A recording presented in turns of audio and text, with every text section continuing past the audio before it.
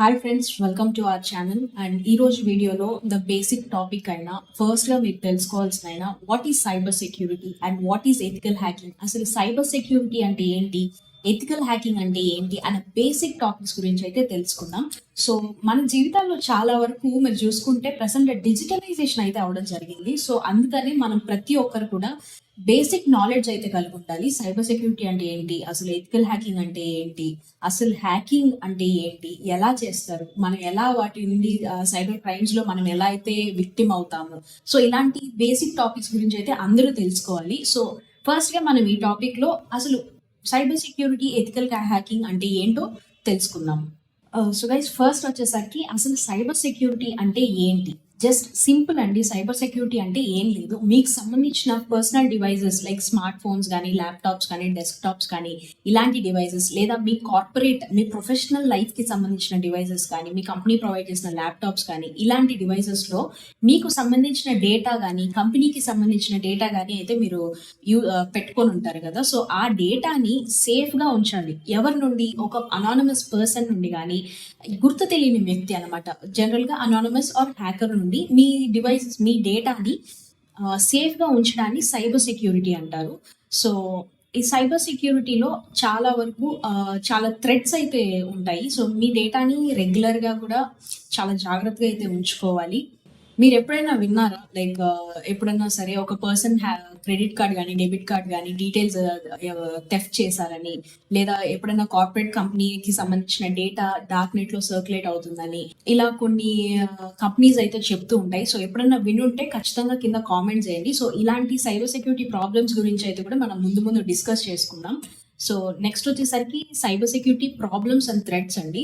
Cyber security threats and problems and day to day life లో చూస్తున్నవి వచ్చేసరికి ransomware attack, phishing attack and అలాగే malwares అండి.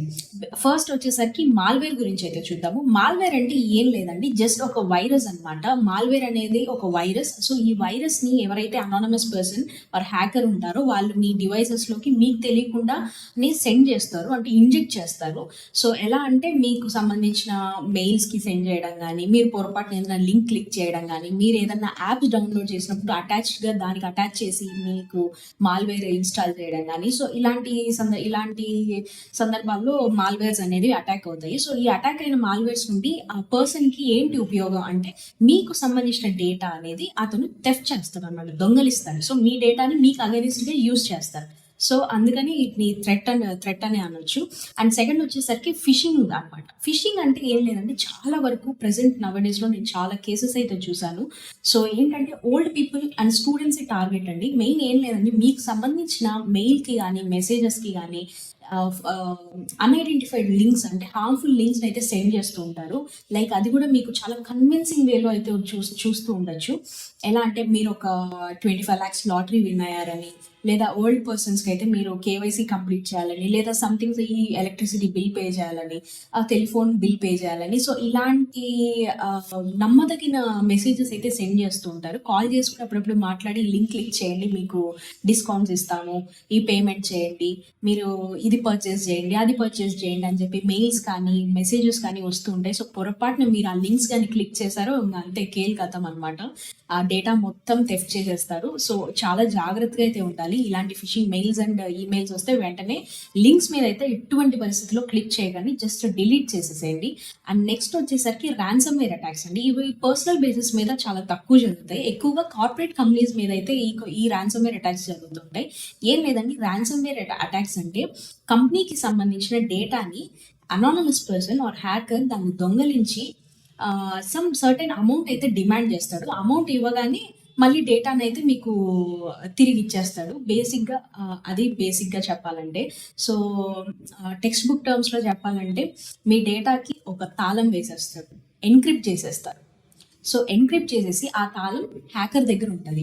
ఆ తాళాన్ని మీరు సంపాదించాలంటే మీకు వాళ్ళు కొంచెం అమౌంట్ డిమాండ్ చేస్తారు. సో అమౌంట్ మీరు పే చేయగానే మీకు ఆ కీ ఇచ్చేస్తారు. మీ కీ ఎంటర్ చేయగానే, డిజిటల్ కీ అనమాట, ఎంటర్ చేయగానే డేటా అనేది మళ్ళీ డీక్రిప్ట్ అయిపోతుంది. సో ఇలా చాలా కంపెనీస్ అయితే ఈ ర్యాన్సమ్వేర్ అటాక్స్కి అయితే చాలా గురయ్యాయి. సో మీకు చెప్పాలంటే ద మోస్ట్ ఫేమస్ అటాక్ అనమాట వానాక్రై అటాక్. ఈ అటాక్ గురించి మీకు తెలుసుంటే కింద కామెంట్ చేయండి. ఒకవేళ తెలియకపోతే అది కూడా కామెంట్ చేయండి. నాకు ఈ వీడియో కావాలి అని చెప్పి. తప్పకుండా మనం రాబోయే రోజుల్లో వీడియో అయితే ఆ అటాక్ గురించి చేస్తాను. సో నెక్స్ట్ వచ్చేసరికి వాట్ ఈస్ ఎథికల్ హ్యాకింగ్ అంటే ఎథికల్ హ్యాకింగ్ అంటే ఏంటి అని తెలుసుకుందాం. జస్ట్ ఎథికల్ హ్యాకింగ్ అనే నేమ్లోనే ఉందండి. ఎథిక్స్ అంటే ఎథిక్స్ కలిగి ఉండి అంటే ఇతరులకి ఎటువంటి హాని కలిగించకుండా అకార్డింగ్ టు సైబర్ లాస్ అనుగుణంగా నడుచుకుంటూ ఉండే వాళ్ళని ఎథికల్ హ్యాకర్స్ అంటారు. వీళ్ళు జనరల్గా ఏంటంటే చాలా వరకు కార్పొరేట్ కంపెనీస్ని కార్పొరేట్ కంపెనీస్లో హైర్ చేసుకుంటారు. ఎథికల్ హ్యాకర్స్ని వైట్ హ్యాట్ హ్యాకర్స్ అని కూడా అంటారు. హ్యాకర్స్లో 3 టైప్స్ ఉంటాయి బేసిక్గా. White hat hacker, grey hat hacker and black hat hackers. ఈ 3 టైప్స్ ఆఫ్ డిఫరెంట్ హ్యాకర్స్ గురించి మళ్ళీ మనం ఇంకో వీడియోలో మాట్లాడుకుందాము. సో ఈ వీడియోలో ఎథికల్ హ్యాకర్స్ గురించి అయితే తెలుసుకుందాము. ఎథికల్ హ్యాకర్స్ అంటే చెప్పాను కదండి, ఎథిక్స్తో వర్క్ చేసే వాళ్ళని ఎథికల్ హ్యాకర్స్ అంటారు. ఇప్పుడు ప్రజెంట్ ఈ ఫీల్డ్ అయితే బాగా బూమ్ అవుతుంది ఐటీ సెక్టార్లో. అండ్ అలాగే ఈ ఎథికల్ హ్యాకర్స్ ఏం చేస్తూ ఉంటారంటే కంపెనీకి సంబంధించిన సిస్టమ్స్ కానీ నెట్వర్క్స్ కానీ ఏదైనా కూడా ఎక్కడైనా సరే లూప్ హోల్స్ ఉన్నాయా, ఎవరైనా అనానిమస్ పర్సన్ వాళ్ళ డేటాని థెఫ్ట్ చేయగలరా, ఒకవేళ చేసినప్పుడు దాన్ని మళ్ళీ డేటాని ఎలా అంటే ఆ మాల్వేర్ అయితే కానీ ఏదైనా సంథింగ్ ఏ హ్యాకింగ్ జరిగినా కూడా దాన్ని మళ్ళీ ఎలాగ డేటాని మళ్ళీ వాళ్ళు డీక్రిప్ట్ చేయాలి అనే పర్పస్ మీద వర్క్ చేస్తూ ఉంటారు. సో వాళ్ళకి బేసిక్గా ఏంటంటే వాళ్ళ కంపెనీ హ్యాకింగ్కి గురవ్వకుండా చూసుకునే వాళ్ళని ఎథికల్ హ్యాకర్స్ అంటారండి. ఎథికల్ హ్యాకర్స్ ఎందుకు ఇంపార్టెంట్ అని అనుకుంటే మాత్రం ఎథికల్ హ్యాకర్స్ ఎందుకు ఇంపార్టెంట్ అంటే మీకు సంబంధించిన డేటా either మీ personal information like Aadhaar card details కానీ బ్యాంక్ డీటెయిల్స్ కానీ ఏ డీటెయిల్స్ అయినా సరే మీ యూజర్ డేటా అంటారు. ఆ యూజర్ డేటా కంపెనీ సర్వీస్లో స్టోర్ అయి ఉంటుంది. మీరు ఇప్పుడు ఫర్ సపోజ్ మీరు ఒక జొమాటో తీసుకోండి. జొమాటోలో మీ డీటెయిల్స్ అన్నీ ఇస్తారు. మీ ఫోన్ నెంబర్, మీ ఈమెయిల్ ఐడి, మీ అకౌంట్ డీటెయిల్స్ అన్నీ కూడా ఇస్తారు. సో ఆ డేటా మొత్తం కూడా జొమాటో సర్వర్స్లో అయితే సేవ్ అయిపోయి ఉంటుంది. సో ఈ సర్వర్స్ని హ్యాకింగ్కి అంటే ఈ సర్వర్స్ని ఎవరు హ్యాక్ చేయకుండా ఉండడానికి ఎథికల్ హ్యాకర్స్ అనేవాళ్ళు ఉంటారనమాట. హ్యాక్ అవ్వకుండా ఉండడం చూసుకోవడానికి ఎథికల్ హ్యాకర్స్ ఉంటారు. సో అందుకని ఎథికల్ హ్యాకర్స్ అనేవాళ్ళు చాలా ఇంపార్టెంట్. ఎథికల్ హ్యాకర్స్ కార్పొరేట్ కంపెనీస్లో ఉంటారు, బ్యాంకింగ్ సెక్టార్లో ఉంటారు, అండ్ అలాగే గవర్నమెంట్ ఆఫీసెస్లో కూడా వర్క్ చేస్తూ ఉంటారండి. ఎందుకంటే గవర్నమెంట్ ఆఫీస్లోనే మనకి సంబంధించిన చాలా ప్రాపర్టీ డీటెయిల్స్ కానీ సమ్ పర్సనల్ ఇన్ఫర్మేషన్ కానీ ఉంటుంది. సో అందుకని ఎథికల్ హ్యాకర్స్ అనేవాళ్ళు సిస్టంలో చాలా ఇంపార్టెంట్ పర్సన్స్ అనమాట. ఈ వీడియోలో మనం what is cyber security, what is ethical hacking, so ethical hacking అంటే ఏంటి, సైబర్ సెక్యూరిటీ అంటే ఏంటి, అసలు సైబర్ సెక్యూరిటీలో ఉన్న ప్రాబ్లమ్స్ ఏంటి, మనం ఎటువంటి అటాక్స్కి గురవుతాము అనే బేసిక్ టాపిక్ గురించి అయితే తెలుసుకున్నాము. సో ఈ వీడియో మీకు నచ్చినట్లయితే తప్పకుండా లైక్ చేసి షేర్ చేయండి. సో ఇలాంటి interesting cyber security and ethical hacking related topics మీకు కావాలనుకుంటే ఛానల్ని తప్పకుండా సబ్స్క్రైబ్ చేయండి.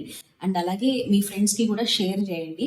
See you in next video guys. Stay safe and stay secure and online.